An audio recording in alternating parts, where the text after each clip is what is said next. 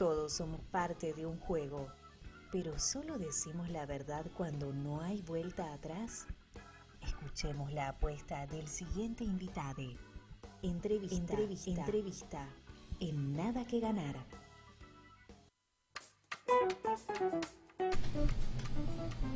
Buenas noches, soy Julio Darío Vera y seguimos acá. Me presento de nuevo porque estuve en el principio y era como que otra vez estoy volviendo. ¿Lo tenés muy alto?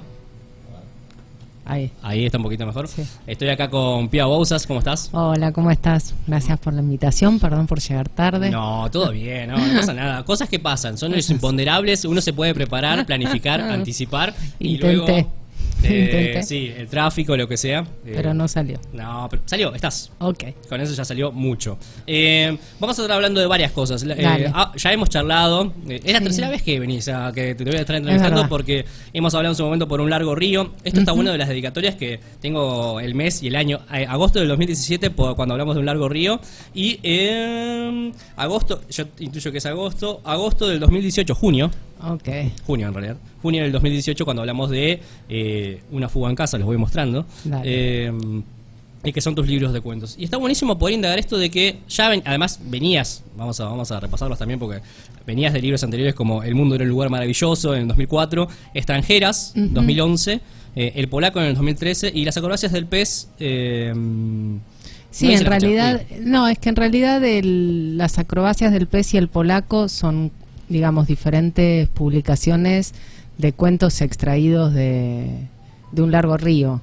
O sea, son 4 libros de cuentos completos. Cuatro libros, colecciones. Y vos sabés que lo que sucede en general, me ha pasado que también entrevisto muchos poetas, tanto mujeres como hombres, y que será que el que escribe poesía tal vez no escribe tanto narrativa. Es como que hay escritoras que son exclusivamente poetas, ¿no? Pero en los que sí escriben narrativa, se da que en general hay de todo, por supuesto, abarcan cuento, novela, y etcétera. Tenemos igual un montón de casos, por ejemplo, no sé, Sábato no escribió cuentos. No. Borges no escribió novelas. No. Entonces, para dar dos casos ya está inaugurado. Entonces, lo que está bueno es decir, obviamente ya tenés un recorrido, tenés varios libros publicados, ya tenés una vida dedicada a lo que es la escritura y también enseñando a escribir narrativa. ¿Qué es lo que te ofrece el cuento? Que la novela no, porque obviamente tenés un montón de historias y tenés universos, tenés incluso en Un largo río cuentos como Las lecturas de Dostoyevsky y Una fuga en casa, que es Balizas, que comparten el mismo universo. Sí, los mismos personajes, todo. Pero aún así, en vez de ubicarlas tal vez en un universo como una novela, lo has separado y lo has decidido en formato porque los cuento. Escribí en momentos diferentes. Sí, yo me siento, la verdad es que cuando a mí me gusta mucho el formato del cuento largo. O sea, un cuento de 20 páginas, me encanta. Me parece que es el mejor formato para mí, en el que me siento más cómoda, entre 15 y 20 páginas. Creo que no sé si voy a escribir novela. Me parece que hay que tener un aliento que a mí no se me da. No me parece ni más ni menos que no se dé. Es como una forma que a uno se le da. A mí me gusta, yo soy muy lectora de cuentos. Es muy común que los narradores escriban algún libro de cuentos y después pasen a la novela y sean más novelistas. Y se da el caso de algunos, o quizás menos, que practican así el cuento o que se sienten como yo, más cómoda ahí. No creo que... No puedo decir mucho porque no escribí novela. Cuando escribí textos que llegaban a las 70 páginas y que podrían haber sido una novela, me aburrí y los tiré o quedaron por ahí. Y ahora estoy escribiendo una historia que es muy larga y la estoy escribiendo como a ritmo rápido para que no se me convierta en novela. No sé qué va a pasar. Y que tal vez después la vas a cortar y se transforma en un cuento, ¿no? Sí, porque es la extensión que me gusta y es lo que sigo experimentando, porque ahora sigo escribiendo y es otro libro de cuentos, es una serie de cuentos largos. Ahí va. Y incluso también, ¿no? Porque no es que tal vez son cuentos muy cortos y que estarían más distantes de lo que es la novela corta, pero simplemente hay igual, es verdad, un impacto, como un frenesí que tiene el cuento, por más que sea incluso un cuento largo, que tal vez la novela es como, en ese sentido, más achanchada, en el sentido de que pueden pasar páginas y páginas y no... Sí, a mí me interesa, ahora en lo que estoy escribiendo, me interesa como explorar hasta dónde puede extenderse el cuento en ese sentido de novelizarse, en el sentido de poder tener digresión, cuánto aguanta estirar la narración saliéndose de la presión de una trama o de una tensión más que de una trama. Desde el cuento. Sí. De hecho, eso yo sentí en Balizas. Es como que arranca con lo que va a ser el viaje de Camila. Como que, bueno, el trato, uno lo empieza a leer y dice, bueno, listo, el cuento va a ser exclusivamente esto. Pero hay una digresión en la que comenta toda la parte previa y luego, así ya promediando el cuento, vamos al viaje de Camila y qué sé yo. Eso es como siempre me interesa que haya como un hilo que uno reconoce, como vos bien decís, bueno, este es el hilo del cuento, va por acá. Pero podemos tardar en llegar. Eso me encanta explorar. Me parece... Tampoco es que lo planifique mucho, pero me interesa explorar eso. Hay muchos escritores que lo hacen, que lo han hecho. Alice Munro fue como una lectura importante de ver, bueno, wow, si esta mujer hace de todo con el cuento no es una forma cerrada. Y también otros escritores latinoamericanos que me encontré que estaban explorando otras cosas en el cuento. Siento que acá nosotros tenemos una tradición como muy apegada a la idea del cuento redondo, cuento perfecto, cuento relojería, cuento qué sé yo. Pero Falco, por ejemplo, está explorando como por territorios, yo siento que cercanos a los que yo también estoy explorando.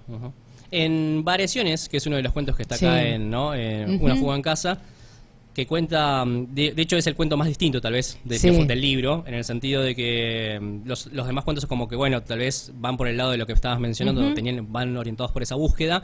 En Variaciones, que es también un cuento breve con respecto a los otros, muestra la situación de un hombre y una mujer, y luego también como la narradora va especulando qué hubiese pasado si tal vez no se hubiesen cruzado, o si se cruzaban, o otras posibilidades de las tantas posibles de las que hay en la realidad. Y en algún punto también, sin que tal vez se lo proponga del todo, sin que esté totalmente explícitamente, más allá de contar esto, de que cuente las posibilidades de entre dos personas que se puedan cruzar o no, también a uno le permite como reflexionar acerca de cómo trabaja la literatura, ¿no? En este sentido de uno imagina posibilidades y a partir de esas posibilidades como que va escribiendo. ¿Qué tanto? Y yo también me permití concluir, tal vez acá hay un poco de la cocina de Pía a la hora de escribir. No sé qué, y la pregunta va por ahí, ¿qué tanto de esto de que lo que se nota en Variaciones de como ir especulando todas las posibilidades, como todas las barajas y la distribución de naipes de las situaciones y personajes, solés tantear o vas tanteando mientras estás escribiendo? Sí, no, en general nunca voy tanteando eso. No, pero está piola lo que decís, porque es un cuento que,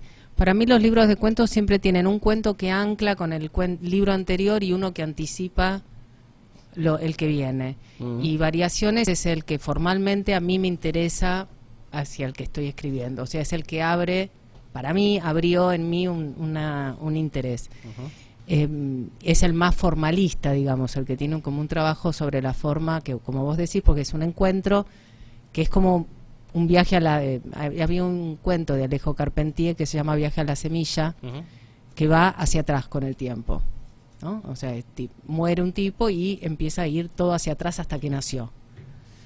Es algo así este cuento, solo que del encuentro se parte a todas las posibilidades de cada vez menor encuentro entre este hombre y esta mujer que se desean. Entonces es toda una especulación. Y por otra parte a mí me pasa que todo lo que es formal me interesa que tenga un anclaje muy orgánico con lo que se está contando. En este caso simplemente es la fantasía, el fantasear. El fantasear erótico tiene que ver con la ficción. Ficcionar, o sea, fantasear es imaginar todo el tiempo. Sí. Entonces, digamos, la posibilidad de fantasear diferentes versiones de un mismo encuentro es algo muy orgánico a lo que hacemos en la vida cotidiana y al espacio que la fantasía erótica, en este caso en particular, ocupa en la vida real. Me interesaba como eso, explorar eso. Y eso también está en el resto del libro. Lo que pasa es que ahí está como muy concentrado en la parte...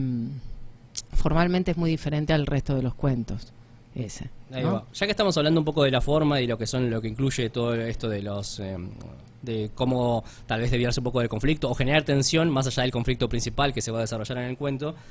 Hace poco, en su momento entrevisté a Martín Sancia Kawamichi acerca de Yunga, y él comentaba lo siguiente, que él ya tenía los personajes, ya tenía cuál iba a ser el conflicto, buena parte del universo de la novela, pero luego solo recién empezó a escribir la novela 3 meses después, cuando encontró el tono.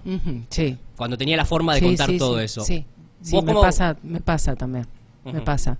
El Polaco, que es un cuento largo, de un largo río, yo estuve 15 años tratando de escribirlo. O sea, era una historia que yo quería contar.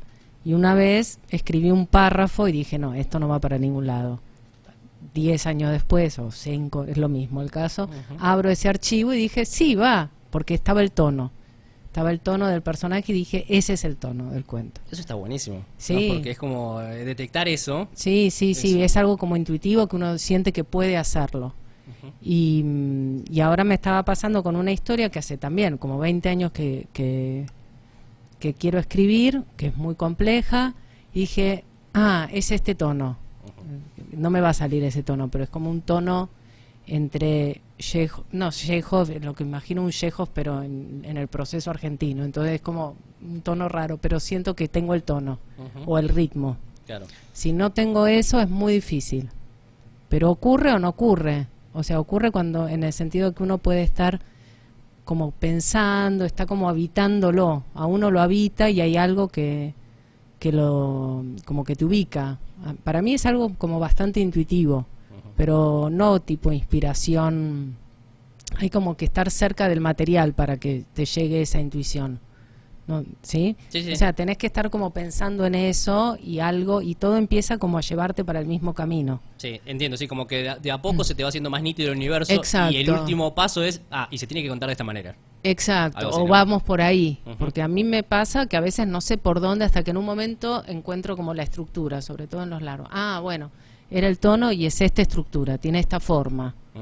En lo que se refiere, a ver, me perdí un poquito, pero voy a ir un poquito a otro lado. Ahora volvemos a lo que es esto de lo que es la escritura, porque está bueno indagar.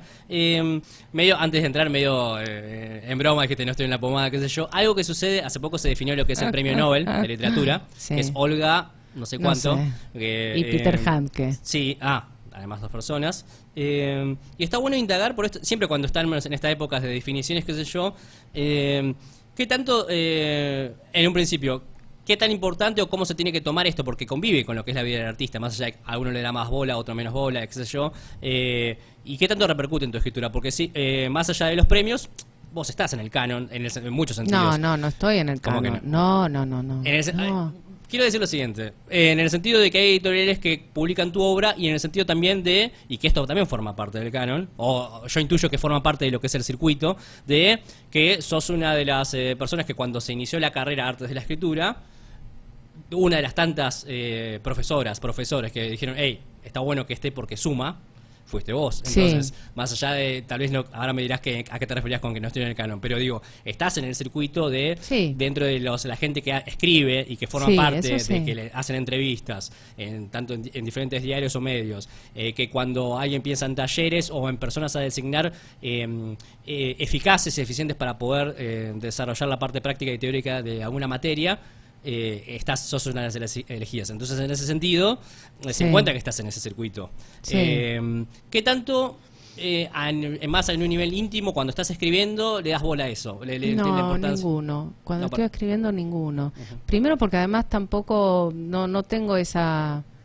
No tengo esa percepción, o sea, yo te escucho y parece como, wow, no tengo esa percepción de mí. A mí cada libro me ha costado mucho publicar. Yo siempre digo, bueno, escribo y es un momento súper placentero y después me pongo la piel de dinosaurio hasta que llega el sí, me como muchos no.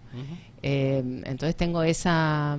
Y me parece además que me interesa siempre mantener una mirada como por fuera del circuito.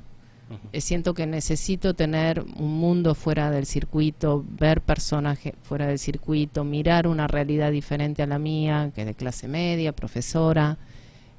con cierta comodidad de laburante, pero me parece que a mí me nutre para escribir otros mundos que no sean el circuito literario. Me parece que el circuito literario está bueno para conocer pares, para ver qué se está haciendo, pero si uno se queda solo en la pomada, digamos, el arte o lo que uno escribe se vuelve como muy endogámico, y a mí